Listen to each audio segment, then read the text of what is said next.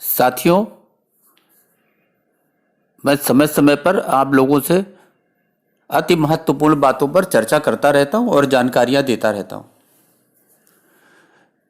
साथियों, अभी हम बात करेंगे हाइड्रोजन की।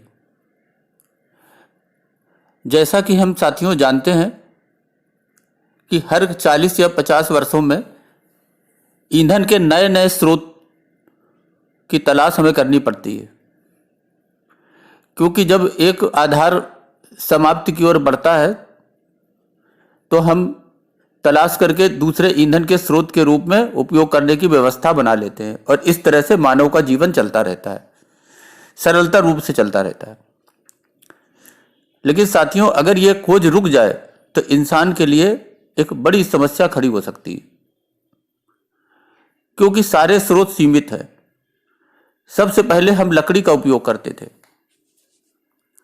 लकड़ी से जब सीमित मात्रा उसकी रह गई तो हमने कोयले की खोज की, कोयले का उत्पादन किया। कोयले के साथ साथ हमने गैस, सोलर एनर्जी, तमाम तरीके हमने इस्तेमाल करने शुरू किए और अपने जीवन की गति को आगे बढ़ाते रहे। अब साथियों, इसके बाद क्या? खोज चलती रहती है और कई दशक से हम एक नई खोज की तरफ चल पड़े हैं जिसका नाम है हाइड्रोजन। साथियों, ये ऊर्जा का अच्छा और सरलतम रूप है और इसकी खोज हो रही है। वैज्ञानिक इसकी खोज कर रहे हैं कि कैसे इसको हम प्राप्त करें। साथियों, हाइड्रोजन एक रंगहीन और गंधहीन गैस है तथा दहन के बाद एक रंगहीन लौ पैदा करता है। इसलिए सार्वजनिक स्थानों की सुरक्षा सुनिश्चित करने के लिए तथा गैस रिसाव का पता लगाने के लिए विशेष उपकरणों की आवश्यकता होती है। साथियों, जल, पानी रासायनिक फार्मूला वाला रासायनिक पदार्थ है। जल के एक अणु में 2 हाइड्रोजन परमाणु होते हैं जो ऑक्सीजन के साथ एक परमाणु से बंधे होते हैं। साथियों, धरती में 2/3 हिस्से में पानी है जो हाइड्रोजन का मुख्य स्रोत है, अर्थात प्रचुर मात्रा में हाइड्रोजन के स्रोत हमारे पास उपलब्ध है, तब जबकि इससे हम हाइड्रोजन और ऑक्सीजन को अलग कर लें। पानी से हाइड्रोजन बन सके, इससे बेहतर ऊर्जा का स्रोत तो सूर्य भी नहीं हो सकता, क्योंकि सोलर एनर्जी की जहां तक हम बात करते हैं उसमें एक जो समस्या है वो ये है कि हाइड्रोजन की जो कैलोरीफिक वैल्यू है, यानी ऊष्मीय मान है, यानी कि उपयोग करने योग्य ऊर्जा देने की जो उसकी क्षमता है वो ज्यादा तो है, लेकिन सौर ऊर्जा रात में या बारिश के मौसम में उपलब्ध नहीं हो पाती और इसे एक स्थान से दूसरे स्थान तक हम नहीं ले जा सकते। वैज्ञानिक यही शोध करने में लगे हैं, तो अगर पानी से हाइड्रोजन निकालने का कारगर उपाय मिल जाए तो ऊर्जा की समस्या हल हो सकती है। हालांकि पिछले कई विगत वर्षों में इसमें काफी हद तक सफलता मिली, लेकिन अगर कोई ऐसा विकल्प मिले जिससे कि ये कम खर्चीला हो, इस प्रक्रिया में खर्च अत्यंत कम आए, तो मनुष्य की सदियों तक ऊर्जा की ईंधन की समस्या हल हो सकती है। यह कुदरती तौर पर नहीं मिलता, इसे अलग करने में ऊर्जा की जरूरत होती है। इसके भंडारण के लिए वायुमंडल के दबाव से 700 गुना ज्यादा दबाव चाहिए। तरल रूप में रखने के लिए इसे -253 डिग्री सेल्सियस तापमान पर ठंडा करना पड़ता है। पेट्रोल और डीजल से चलने वाले वाहनों से निकलने वाला जो जहरीला धुआं है वो पर्यावरण ही नहीं, मानव सभ्यता पर ही प्रश्न चिन्ह खड़े कर रहा है।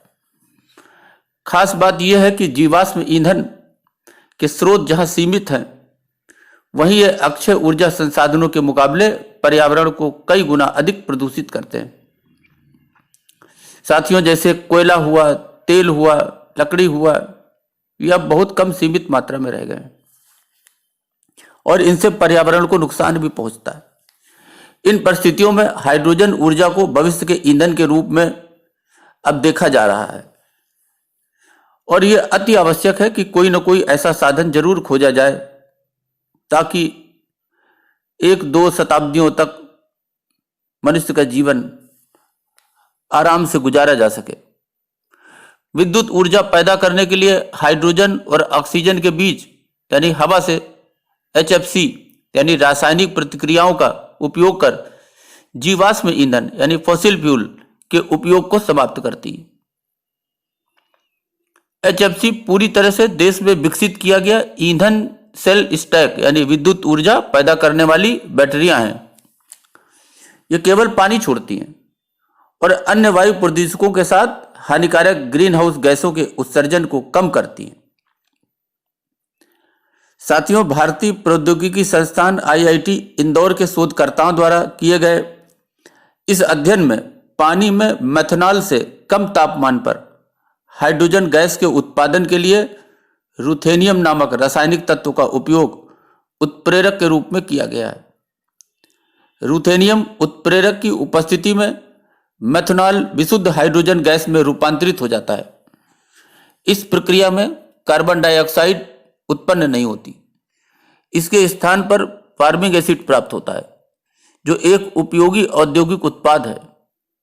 यह अध्ययन IIT इंदौर में रसायन विज्ञान के associate professor doctor Sanjay Singh की देखरेख में महेंद्र के अवस्थी और रोहित के राय की टीम द्वारा मिलकर किया गया है। साथियों, ईंधन सेल विद्युत वाहन यानी fuel cell electric vehicle FCEV ये एक ऐसा यंत्र है जो कि ईंधन स्रोत के तौर पर हाइड्रोजन तथा एक ऑक्सीकारक के प्रयोग से विद्युत रासायनिक प्रक्रिया यानी इलेक्ट्रोकेमिकल द्वारा विद्युत का निर्माण करता है। ईंधन सेल हाइड्रोजन तथा ऑक्सीजन को सम्मिश्रित कर विद्युत धारा का निर्माण करता है तथा इस प्रक्रिया में जल उपोत्पाद यानी बाई प्रोडक्ट होता है।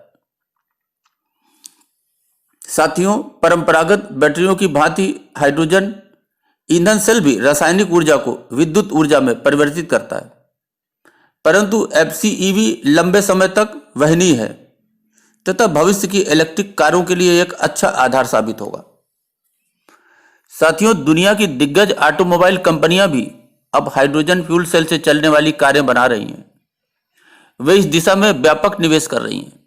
दरअसल हाइड्रोजन फ्यूल सेल हवा और पानी में किसी तरह के प्रदूषक तत्व नहीं छोड़ते हैं। इसमें उत्प्रेरक शक्ति के लिए हाइड्रोजन का उपयोग होता है।